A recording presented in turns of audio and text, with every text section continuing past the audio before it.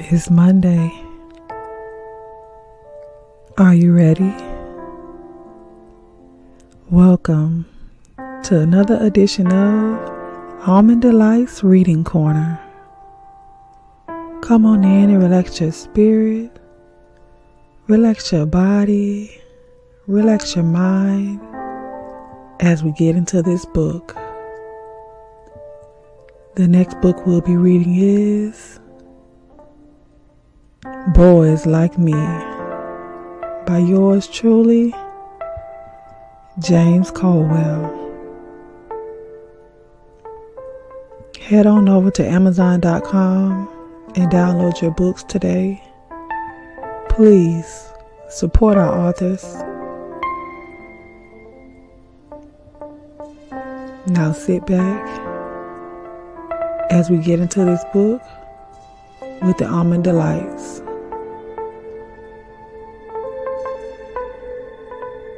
Are you ready? Shh.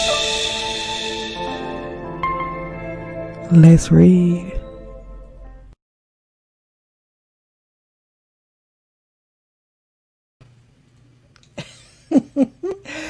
Good evening and welcome to another episode of Almond Delights Reading Corner, where tonight we will continue reading Boys Like Me by yours truly, Mr. James Colwell, aka Spilly Boy TV, here on the YT. So to give you a short recap of what happened last week, honey, we know that James couldn't take no more of the shenanigans from his family.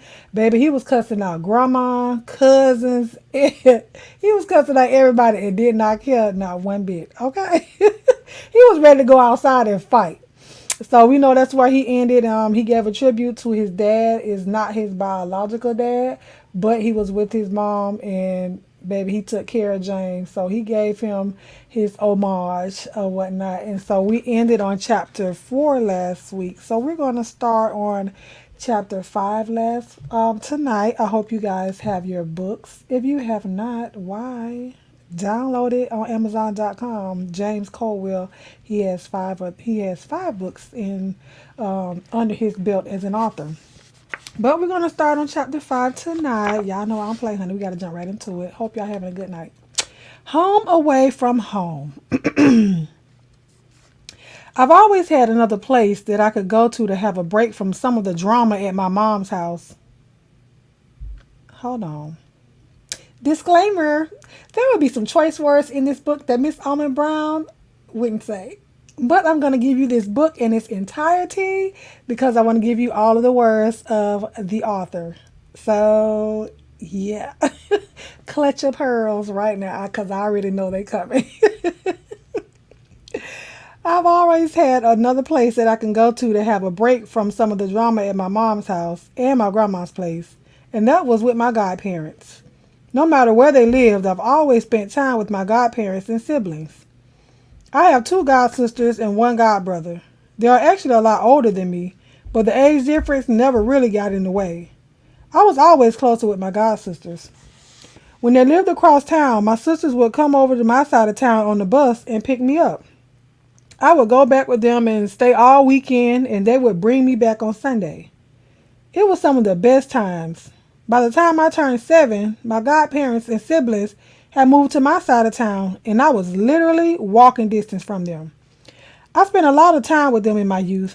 I always connected the most with my youngest godsister, who happened to be 10 years older than me. She was and can still be one of the funniest people you have ever met. She was so silly and willing to play games with me, and we would spend a lot of time watching television and cracking up at the silliest things. We have actually done this in our adult life as well. We both still have wicked senses of humor and get tickled at some of the same things.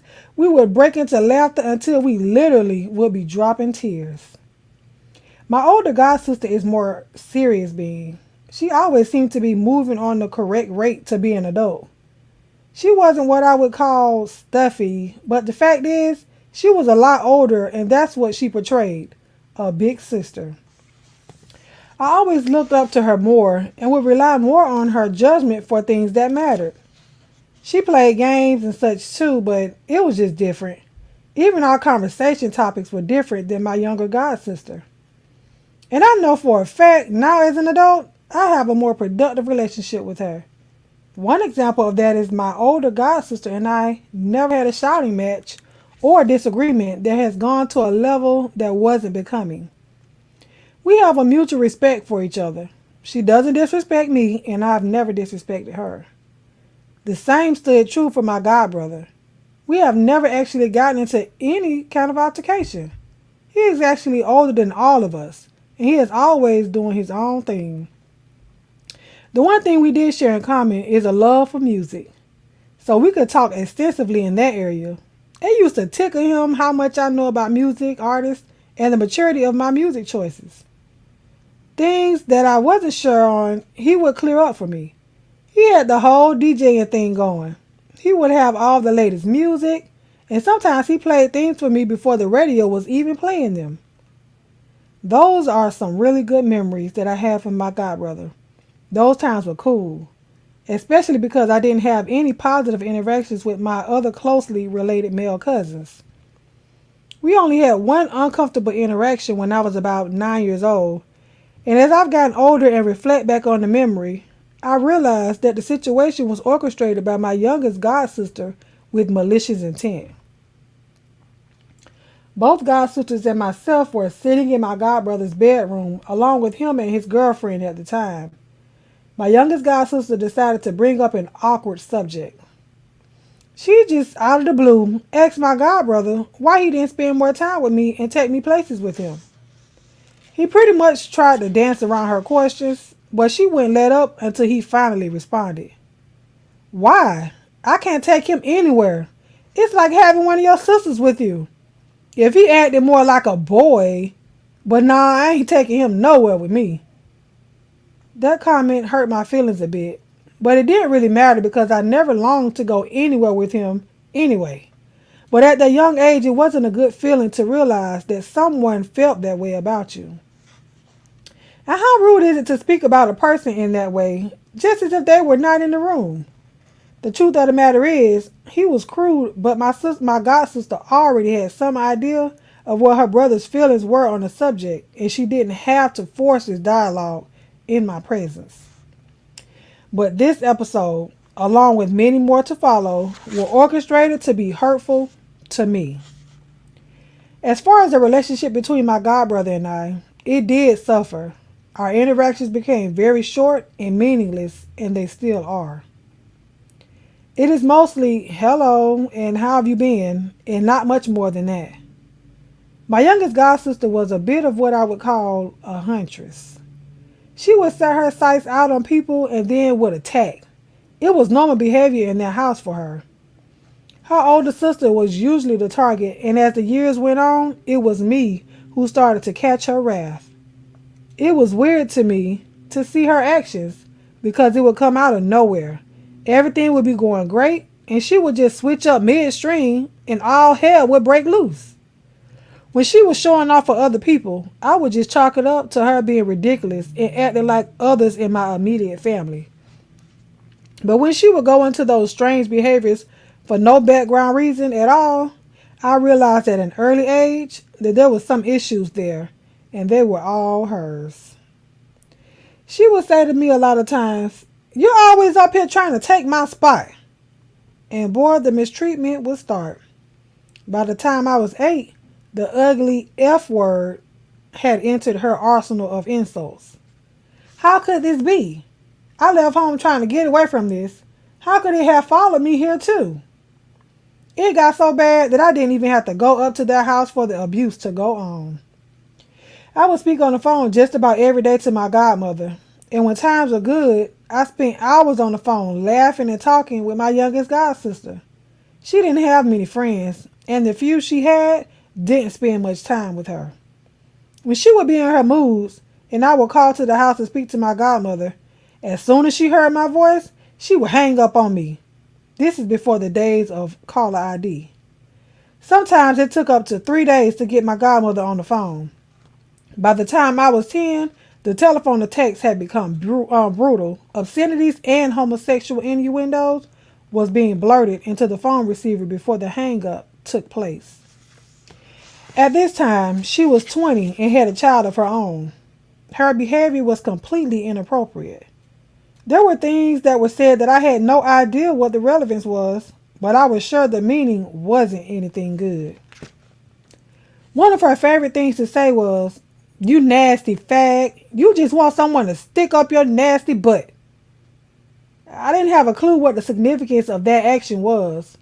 Strangely enough, my godmother was aware of the situation, and she did nothing. I could never understand why she didn't intervene. I knew she wouldn't choose sides to keep from building on the apparent jealousy issues. Very strange, I'd say, being as though one of us was an adult. It used to go through me like a sharp knife when my godmom would say, "Y'all need to stop that." Meanwhile, she knew who was at the center of the problem and watched the whole situation transpire. Though I understood why she chose her position in our ongoing feud, and I never agreed with her choices, dealing in truth and calling my god sister out on acting her age, I believe would have brought more positive outcomes. She was never held accountable for her bad behavior, and eventually, when I was 15, we did have a physical altercation, and I could tell that my godmother was a little pissed at me. It was a ridiculous dynamic. A 25-year-old woman with two children physically fighting with a 15-year-old child makes no sense. My mother wasn't very happy with that little situation, and I couldn't understand at the time why she took such offense to it. But once I became a parent and I thought back at this, I get it. The truth of the matter is, my god sister is a convenient homophobe. The only way I can explain it is, when it comes to me, she can't help herself from wanting to be in my presence, but there is that one piece of my being that basically makes her cringe. I know how that sounds. It sounds crazy, and that's because it is. I've learned over the years to pretty much ignore a lot of her behavior because, quite honestly, I don't think she really knows how foolish a lot of her actions are. Some things I believe she could stand to really talk to someone about. It goes a lot deeper than me. From conversations that we have had in the past few years, I venture to say that she at one time was bit by the download bug, and as a young woman, she wasn't about to pull herself out of that space of hurt. And I truly believe, even though it had nothing to do with me personally, that I have been a target to catch the backlash of her shame and anger for all these years. I remember the actual shift in her treatment of me was at a time when she had moved out on her own and things didn't go quite right, and she ended up moving back home. And when she returned, she had this new love-hate thing for me. She has apologized for some of her actions in the last few years, but within that time, she has shown other signs that her homophobia of convenience is still alive and thriving. She came clean on breaking toys of mine. When I was around 8 or so, every time I would spend the weekend with my godmom, my godmom would give me $5 when I got there, and on that Friday, I would immediately go down to the bottom of the hill and buy comic books and a bat and ball. My godmom would always fuss about the waste of money because the bat and ball would always break by midday on Saturday. And I would always tell her, it's nothing that I'm doing. I had them at home too, and they didn't break. Well, my god sister admitted to me in 2011 that when I was sleeping, she used to take a razor blade and slice the rubber band that held them together, and the next day after a few rounds, it would break. Oh, she evil. Okay. She said she didn't think boys should be playing with that. Still in 2011, she couldn't explain what was the issue with the paddle, a ball, and a rubber band. It's the same basis as ping pong. This kind of vindictive behavior being targeted by an 18 or 19-year-old mother to someone else's 8-year-old child, I feel is therapy worthy. There were other strange things, such as when teaching each of 3 children about stranger danger, I have witnessed her telling the children that you better not get snatched because a man will snatch you and do it to you in your butt. Each boy had the same reaction. They didn't know what the hell she meant. I'm sure the comment was for my benefit, but all it did was water the seed that I already had growing that told me she could stand a little couch time. Eventually, this ongoing foolishness resulted in a separation of me and my extended family. Shortly after my high school graduation, an episode took place, and I vowed to my godmother that if she would continue to allow her to carry on like she had in the past, that I would just not come to their house. To which she responded, "You're just upset right now, James Colwell." I left that day and never stepped foot back in their house for almost the next 4 years. I wasn't mad at my godmother. I had just had enough, and I just didn't call, and I would see her whenever I would run into her at a family function or bingo. Bingo. I had adapted so thoroughly to my life without my extended family that my mother literally had to make me invite my godmother to my graduation ceremony from Clarissa School of Fashion. My mom kept asking, "Are you sure you're not mad at her?" I assured her I wasn't, and I did extend an invitation, and my godmother did show up. Eventually, we came back together as a family, and things were pretty smooth for a long time, though it was due to me ignoring a lot of things as usual. Eventually, another separation took place for about 4 years in 2007, and in that time, my godfather passed away.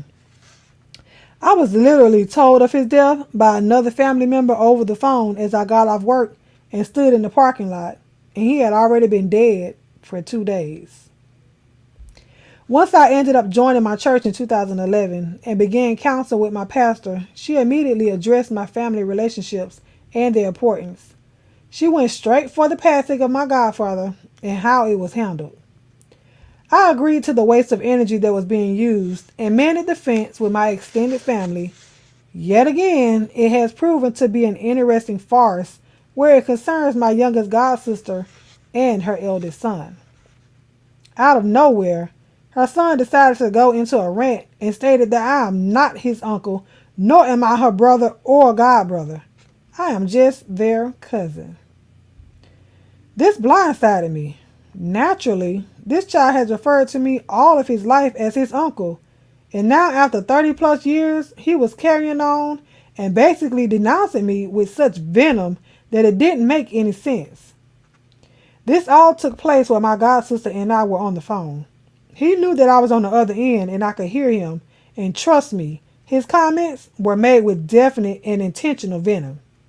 He and I never had a crossword before that day. I didn't understand, but immediately after the initial shock, I didn't care to understand. Several weeks later, my godsister told me her son sent a message of apology, to which I declined and told her to tell my cousin that we are cool, just like that, and the bell can't be unrung. Then there are times when my godsister is just plain ignorant while all along carrying the intention to be offensive, such as making comments like, "Oh, I thought all gay people love to suck dick." Okay.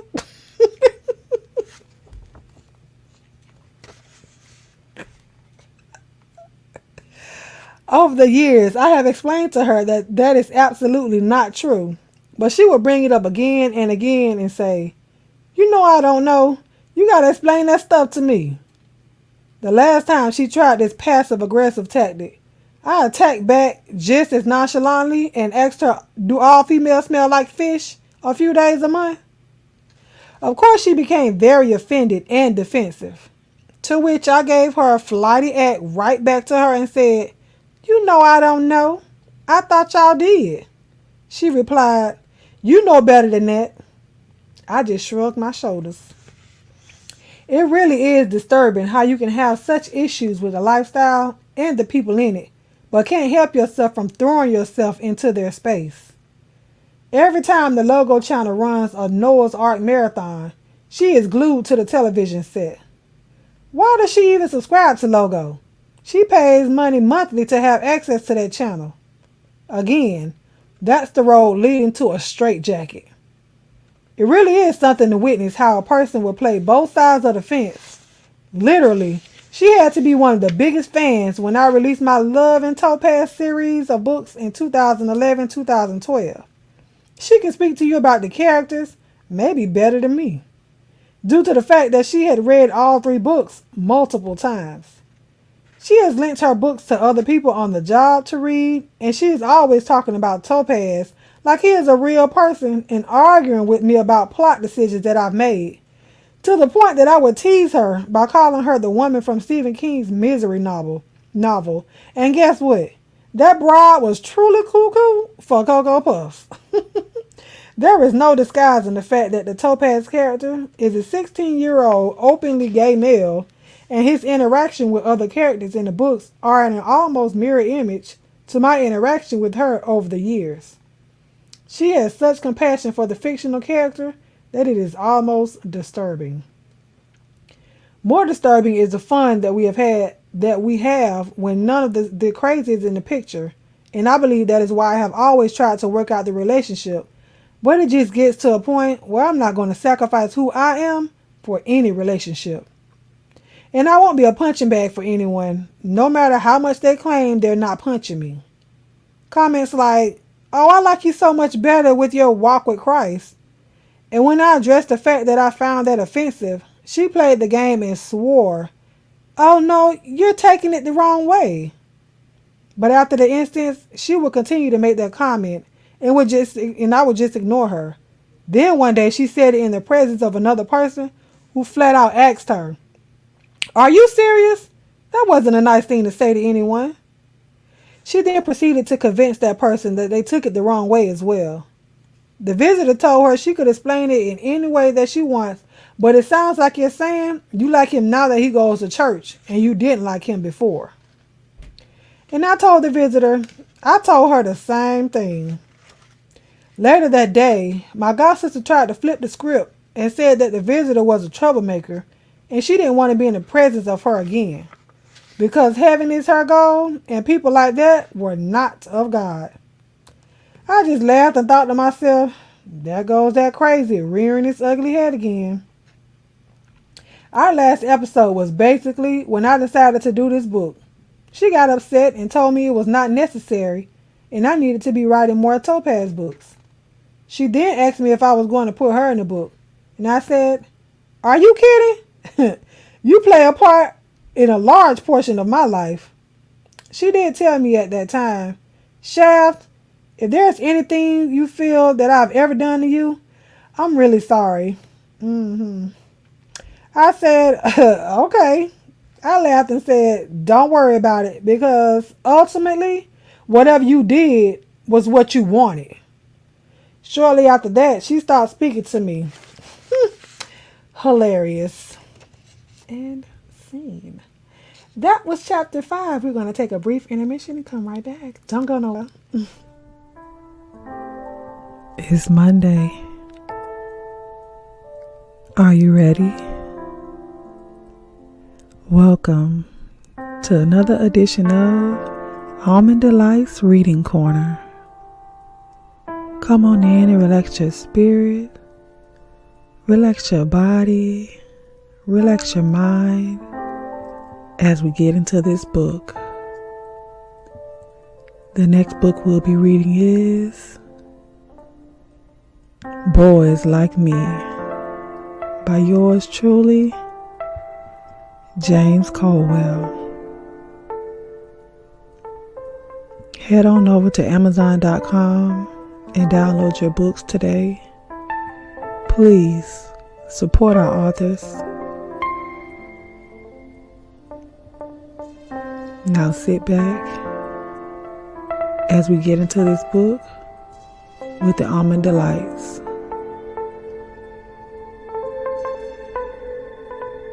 Are you ready?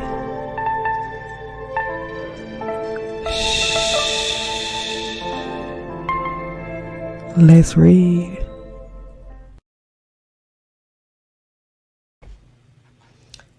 Baby, I was shooketh. But we are back. We're going to start with chapter 6 of Boys Like Me by James Colwell. Chapter 6, Death of an Icon. I have had the distinct pleasure of coming into direct contact with my own personal icon. He was a strange man, a creative man, a stern man, a giving man, a family man, and most important of all, he was my godfather. His name was James George, which as a child I always thought was as unique as he was. He had two first names. My godfather was a very quiet person who pulled no punches. He was brutally honest most times. He took no crap from anyone, and he didn't have friends and didn't make friends easy. Over the years, he would open up to me to explain why he was the way he was and why his thought process was the way it was. The thing that stood out is that my godfather had no relationship with any of his family. He didn't like to go into details about it, but what I gathered is his childhood wasn't the best, and he was not a very forgiving person at all. He believed what people say and do their truth, and you need to listen to people when they are speaking and take them for their word. I remember him saying to my godmother one day, "Helen, you need to pay attention to what people say and believe that. That is what they mean, period." That comment stayed with me all these years, and my godfather was absolutely correct. It is your best interest to take people at their word. Another thing my godfather would share with me was the friendship he shared with my mom. He would always say how much he liked her because she was different than the rest of my family. He would say that she was genuine and the rest of my family wasn't. As the years strolled by, I would find that once again, Jim George was absolutely correct. My godfather was a very giving man if he cared about you or believed in you. He loved me before I was even born. So much so that he gave me his first name, and my mom agreed. It is such a special honor to carry his name because he never had any paternal children of his own. He was married to my mom's cousin, and that is how I got my godmother. My mom always says it was natural that Helen would be a godmother. She's Jimmy's wife, and she has been a damn good godmother. The funny thing is that my godmother's sister, who is naturally our cousin as well, I refer to her as Aunt Barb, happened to have a closer relationship with my mom. They hung out together, whereas my godmother hung out with my mother's sister. They're closer in age. Aunt Barb would always tell my mom and my godmom whenever she got a chance, he should have been my godchild. I'm the one that was with her through the whole pregnancy, running back and forth to the hospital. I remember her saying that as far back as I can remember. She wouldn't let it go. So I would venture to say that decision my mom made hurt Aunt Barb's feelings. My mom has apologized a ton of times for that. And once I became of age and understood what it was about, I always made sure to tell my Aunt Barb how I felt about her. Aunt Barb was an absolute favorite of mine. She was so much fun and always had a unique way of expressing herself. She was a very petite woman with naturally red hair and freckles and an extensive vocabulary of cuss words. Oh boy, did she know how to cuss a person out, and she didn't mind doing it. She passed away a few years before my godfather, and I miss her like crazy. My godfather was the most introverted person that I have ever met.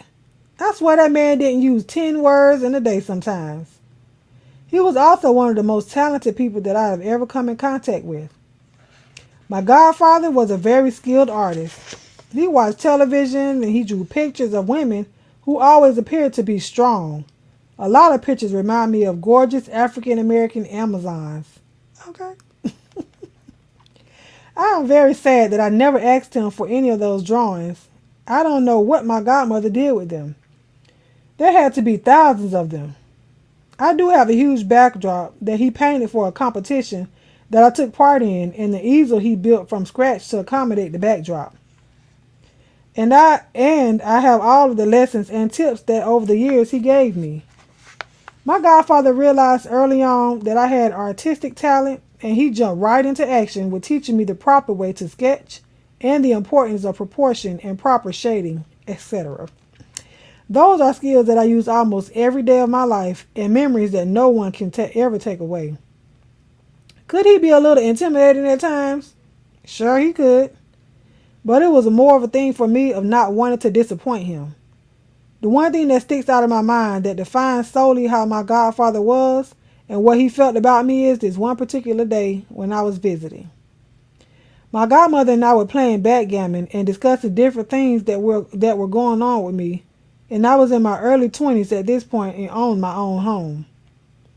I revealed to her that I was very uncomfortable with the fact that I had never had a conversation with my godfather about my sexuality, and I had no clue on his feelings about it. I told her that I had talked to my dad about it, and he had no problem with it, and laughed at me for thinking that he would have a problem.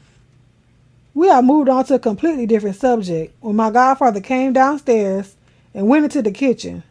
My godmother got up and went into the china closet that sat in the dining room where we were. I paid her no attention. Nothing was out of the ordinary. She sat back down and continued playing.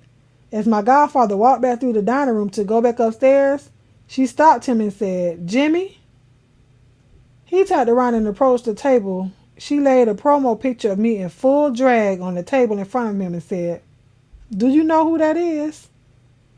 I was mortified. I was worried about the sexuality issue, and now she has thrown the drag issue on top of it. I was just horrified. He picked the picture up without flinching and said, "Helen, are you serious? What would make you think that I don't know my godson when I see him? That boy is named after me." I was shocked, but I felt relieved. He went on. "He's good at whatever he tries, and that's what always counted." He took his items that he had gathered from the kitchen and went upstairs, and the subject of sexuality was never brought up between us again. My godfather passed away when I was in my mid-30s, leaving a void that no other person can fill. He was nothing less than an icon in my life. And that's the end of chapter 6, y'all.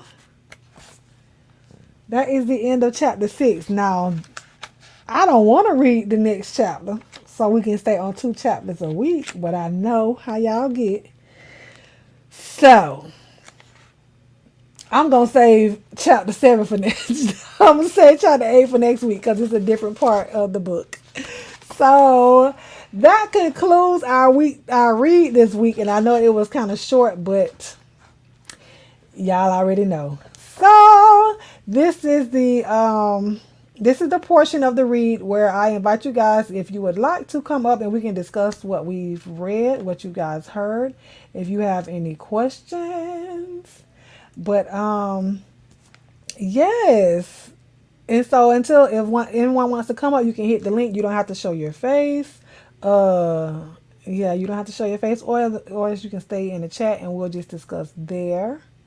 So we see that the cousin, well, no, the god sister, the youngest god sister, honey, she was an old mean little heifer. She trying to start stuff with this man, like just trying to see, I guess, how other people felt about him by saying little slick stuff about him around other people. And that's a shame that, yeah, his god brother felt some type of way about him, but until she brought it out and said something, he never really acted on it. You know what I'm saying? Although James never really wanted to go with him anywhere anyways, so he didn't see that as a problem until the god sister pointed it out or whatever. But I think it's sad that your family or extended family, whoever it is, has to hide how they really feel about you when they're around other people. So it's almost like in secret, "Oh, I know how you are. I'm going to love on you in secret." But when we get around other people, then, it's like they want to be shady and they want to be nasty. And it sucks when you're different, because those are words he used in his book, when you're different, that people feel that way about you. Jada said she was miserable with herself. That's what that cousin was. She wasn't just toxic to him, but you see how she spoke on the lady at the church or wherever they were. You are right, honey. Listen, it's a shame. It's a shame people can learn to hate and perfect their hatred rather than embrace people in love. Absolutely. And hate is, like you said, it's a learned behavior because we don't come in this world hating people.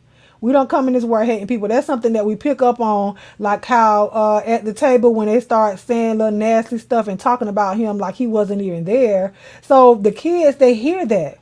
And then that's ingrained in them. And then adults, even adults. And it's sad to say that it's not even the children that can learn that and pick up on that because it's some adults that were not raised that way, but then they get around people and they take that in because now it's like I want to fit in. So therefore I'm going to be nasty to people because that's what my friends are doing. No. Peer pressure is not just for children. It's not just for our children, honey. Because it's some of y'all adults and not y'all that's listening, but I'm just saying. It's adults out there that allow themselves to be peer pressure. And I'm going to say allow because at a certain age, you make the decision on what you take in, what you internalize, and what you allow to be spewed out to someone else. So you allowed that stuff in, and so just how it came in, you spewed it out. When they're always picking and always with a mean and messy outlook on someone, then they're usually miserable with themselves. Absolutely. It's something that they see in themselves, or it's something that they may see in another person that they're jealous of. Ugh, and jealous is, oh, I can't stand that because it's such a watered down word nowadays. Being jealous or being a hater, it's so watered down. But in essence, that can be the thing. You know, you're jealous of someone because of a gift that they have that you don't have, and you don't mind showing your gift or expressing something. You don't mind expressing yourself, and they don't see that in themselves. So now it's like they got to come out and they got to dog somebody else about the way they're able to express themselves. Yeah, they pick on people to fit in with the group because they don't feel they don't want the group to notice anything in them that they feel insecure about. Insecurity, honey, that's oof. That's a hard thing to hide when it becomes like it festers and festers within you, and then you start to show your insecurities. So some people try to hide their insecurities, or they try to cover it up, or they try to mask it, honey. But what if it's in you, it's gonna come out you. So you have to work on that. Once you're in denial about your insecurities, it's just gonna keep getting worse and worse and worse. So some people have to put a mirror up to your face and say, here, this is how you are. This is what we see. And until you are in agreement with that and you get out of that denial state, it's never going to get better. But you can overcome insecurity. You really can. I think she was jealous of James's shine. His personality is, yes. Listen, and we all know him now, but just even reading in the book from the age and when he was 8 years old, 7 years old, 9 years old, 15 years old, because we've seen that part of him so far, he does not mind. When he got to the point where he was like, oh, heck no, I'm not doing that. And he started cussing folk out, you know, his personality, he can walk in the room and it changes the atmosphere because the people already feel some type of way about them, you know, and that can be something that happens with you as well, with us as well. Our personalities can be so big that we don't even have to open up our mouth. When we walk into the room, it's just like people flock to you. You know, and that's the light that we talk about. When people flock to your personality, it's just like they say, something about you that you don't even have to open up your mouth for people to see that. So don't ever let nobody dim your lights because they feel like you're too big. Like the what was that? Was that the God sister? You trying to take my shine, or you trying to take my spot? What? You belong in this family, but I'm also a part of the family. So why am I trying to take your spot when we're all in this together? It is, but it's so true. Facts, if it's in you, it's going to come out you. It's better to fix those things or embrace those things, one of the two, so that you can become happy and progressive with yourself. Absolutely. You have to fix self. Love self. Because if James went around only thinking about the way how his mother felt about him in the beginning, wanting him to go to school for business, and she didn't want to see that side of him. If he would have held on to the way she wanted him to be, he would never be Spilly Boy TV. He would never be Milan Trezor. That would never be him if he only looked, if he only held on to the way his mother saw him. So facts, don't ever let anyone dim your light. Absolutely. Absolutely. You always hold on to your light. Even in your darkest times, hold on to your light. Hold on to your light. Don't ever let nobody dim it. Don't ever let nobody tell you that you're too different to be different. I hope that makes sense. Because some people might say, oh, you too far left field because you're not like them. Of course you're different. I don't care if I'm too, how can I be too different? I'm me. You. Of course we're going to be different, but some people, they don't like that. Like and I hate to say it like this, but it's just, some people say, oh, you only hang around ugly people so you can shine. Or you only go out, all your friends ugly, and you look better than all of your friends so you can get to shine. To me, if that is the case, that's a level of insecurity. When you feel like you have to look better than everybody else around you in order for you to be noticed, that is a level of insecurity, honey, and that is the devil. That is the devil, honey, and the truth ain't in it, because you can be so beautiful and still ugly on the inside. You so beautiful till you're ugly, honey. You got to peel back those layers and you're still ugly. Every layer that you peel back, yeah, your skin beautiful, but you're ugly on the inside. Yeah, your face pretty, but you're ugly on the inside. Yeah, you handsome, honey. You got the beard going on. You got all this going on about yourself. But you ugly on the inside because your mindset is telling you that you are so much better than everybody else. If somebody thinks that about you, let them think that. If you think I'm better than you, then that's your problem. That's your business. Okay, yes. Oh, well. Exactly. How does my different bother you? How does it bother you? Why does it bother you is the question. Why does my different bother you? Is it going to pull, and I say, is it going to pull any skin off of your back? Is it going to hurt you for me to be different? No matter how loving and nice you can be to a person, sometimes they refuse to let go of hate and jealousy. Yes, because it's in them. Sometimes you have to love the hell out of people. Literally the hell out of people, because that's what they were raised up in, chaos. They were raised up in hell. They were raised up in those circumstances where you feel like it's just like that's what's going to be in them when they get older, and they don't know nowhere else to be because that's all they've seen. So you as a person, especially if you know that about somebody and you know their upbringing, why would you add fuel to the fire? Some people just add on to it. They just come into their life that, oh, I saw how you were raised up, but you don't try to change it. You don't try to be that better part of a person, especially if that's not how you are. Sometimes the things you feel are stressed about, people are saying, sometimes the things you feel you are or are stressed about, people saying you are irrelevant. Exactly. Sometimes those folks are intimidated by you and your potential. Girl, you better say that. Focus on impressing yourself and not everybody else. Once you make you happy, like RuPaul say, how he said it, if you ain't gonna love yourself, well, if you don't love you, how the hell you gonna love somebody else? Something like that, child. Y'all already know.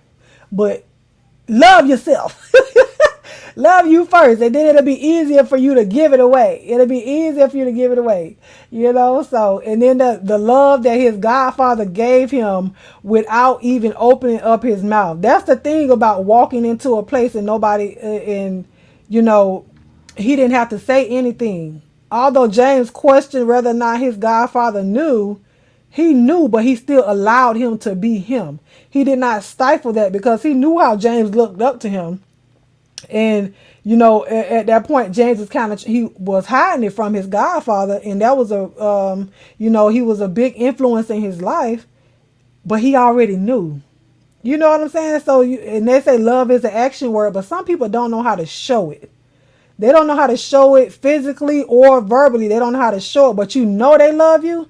But inside of you, you like, well, he never hugged me, or she never hugged me. She never said it. But when his godmom sat the picture down and he was like, child, you don't think I know my godson? He got my name. Of course I do. And that was the stamp of approval that James needed just by him saying that. And that was it. And sometimes we get so worked up in our mind about a conversation that we want to have with somebody that we overthink it. So James overthought that whole conversation of him having the conversation about his sexuality with his godfather when he didn't even have to have it. He already knew. He already knew, and he accepted it without having to tell him that. So James was able to then jump over that hurdle and continue to walk in his truth. Yes, honey, walking into a place and space of love. Yes. Yes, you have got to love them like never before. My old job, I purposely sought out kids that I knew had issues at home and loved them like they were mine. That is awesome.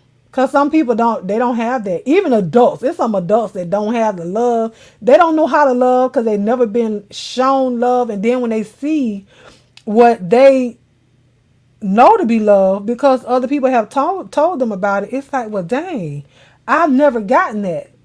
So now it's they know that they've been void of that. They don't know how to, well, they'll try to get love from everywhere at that point. James said his haters notice he chews on one side of his mouth. Petty bone.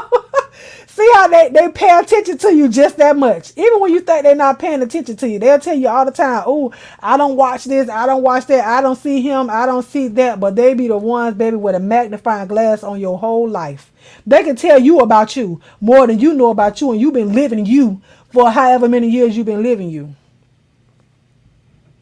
So that's why you're not walking and living for nobody else, but at the same time, you are walking and you're an example to somebody. It might be a hater, or it might be like his godfather was to him. He was a silent influence. They talked about things, but he only said about 10 words a day. So I don't know how much of a conversation, but it was his actions. It was his actions that did it. So the actions of a hater, they watching you. So you as a person walk upright, walk like somebody looking after you, because especially if you have children, especially, we always say, well, you think your kid's not listening, and then they turn around and tell you that whole conversation that you was having. That's how your kids are. They paying attention. That's how your haters are. That's how your friends are. You think nobody's watching you, but they watching. Thank God for his godfather. That was a critical point in time in his life. Yes, it was, especially when it's somebody that you love and you don't want to, what you think is disappoint them. You don't think you don't want to disappoint them. So it's just like when you get that love, and he didn't have to hug on him. He didn't have to say, oh, I knew, or, oh, you do. He didn't have to say any of that. Child, I know my godson. You don't think I know him? And he took his food and went upstairs. That was all he needed. That was all he needed. And James went back to playing games with his godmama. I have two big friends. They were the only ones I hung with in my early 20s. I naturally liked them more because of who they were. I knew they weren't enjoying life, so I took them along for the ride. It was wild that later in life, I found out that people thought it was because I wanted to shine over them. Wow, are you serious? See that, and that's the mindset that some people have when they don't understand the dynamics of a friendship. That's so stupid to me. No, you friends with somebody not because you feel like you better than them or you got more than them. No, you're friends with somebody because you genuinely love them. I truly enjoyed your read tonight at work. Oh, at work. Hey girl. Have fun, phenomenal. Oh, I'm working on that now since December 3rd. My life has freed up and got back on track. Oh, she's talking about her channel, girl. Get your channel back, girl. So that was our read for this week. Do you guys have anything else that you would like to input about the book? Otherwise, I'm going to do my church announcements. So if you have not subscribed to the channel, why not? You listened all the way to the end. Go ahead and hit that subscribe button and hit your notification bell so you can get all my notifications when I upload or go live. Tomorrow night at 10 o'clock p.m. Eastern Standard Time, we will be doing Who's on the Line. Y'all know that's my weekly show on Tuesdays where, honey, we just call the party line and some crazy folk counsel some people. We doing therapy, all kind of sex therapy, this, that, the third. Whatever comes about, that's, we just have fun. Who knows? I don't even know who I'm going to be tomorrow. But if you're on Instagram, follow me on Instagram at instagram.com/almondbrown09. If you have any questions, comments, concerns, prayer requests, you want to say, hey, girl, hey, you know what I'm saying? If you are an author or you know an author that would not mind us reading your book in our reading corner, please email me and let me know so that way we can get the ball rolling with your consent of me actually reading your book here. And it's also promotion for you. If you guys have not downloaded this book, you can download it on your Kindle. You can download the Kindle app on your phone, and it's free on the Kindle app. Or if you want a hard copy, I think it was like $14 or something. What else? Okay, and also if you would like to listen to the book on the go or listen to the last book that I read, which was Timothy Blaine's book, The Epiphany, it is on my podcast, and you can go over and subscribe to my podcast. It is free, but if you would like to give a monthly love offering, you can also subscribe and do that as well. It's Anchor, anchor.fm/almondbrown09. All the links will be in the description bar under this video. And if you can, please, after this live has ended, come back to the video. It'll be on my community wall so you can easily find the link. But come back to the actual video, not under the community wall. Come back to this video and leave a comment under the video, because y'all know how YouTube do. Sometimes the chat is not there right away, but I want people to know that you're enjoying the book. So if you can come back and just leave a comment under this video. Good night, Shadia. Leave a comment under this video. Wait, there's a prison bell. I want to know if he needs a prison phone to talk to you, girl. I can't. Yes, come back and comment. Come back and comment. It helps with the analytics of my channel and of the video for it to get out there, because we want everybody to know about boys like me, right? In every other video that I put out. So come back and comment. That way, you know, get the engagement going between the Almond Delights. So I appreciate that. If you guys don't have anything else, then I think that's going to be it. Jada, that's why you go back. Once you go back to my community wall, you can just hit the link. The video is on my community wall already.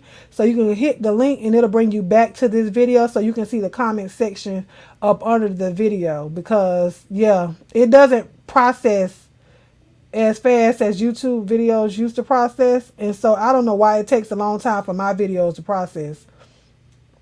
I don't know. But come back. Go to the community wall and then come back here. Okay? Got me good. But I'm going to go, and I appreciate you guys for joining me this week. Next week, we will be back here again, Monday nights, 9 p.m. Eastern Standard Time for another read of the Almond Delights. In the Almond Delights Reading Corner of Boys Like Me, we will continue. Hopefully, you guys will have gotten your book. Thank you to the Almond Delights that have purchased his books and supported our author this week. But I love you guys, and shout out to my almond bearers. I appreciate you guys for being here. I love you to life. I love you with the love of God, and there is what? Nothing you can do about it. I'll talk to y'all later. Bye, y'all. Thank you all for joining another episode of Almond Delights Reading Corner. I pray that you enjoyed yourself and you're relaxing your mind, in your body, and in your spirit. Come back and join us again next week as we continue our reading. If you haven't subscribed, please do so. Be blessed and enjoy your evening.